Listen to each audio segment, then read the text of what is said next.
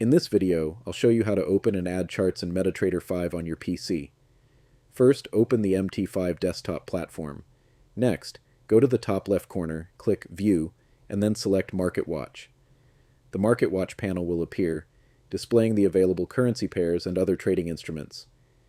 To open a chart, find the instrument you want to trade. For example, let's open the EUR/USD chart. Right-click on EUR/USD, then select Chart Window. MT5 will immediately open a new chart for that currency pair. You can follow the same steps to open another chart. For example, right-click on AUD/USD and select Chart Window. As you can see, the AUD/USD chart is now open. You can repeat this process to add as many charts as you need in MetaTrader 5. And that's it. If this video helped you, please like the video, subscribe to the channel, and turn on the bell icon so you don't miss future tutorials.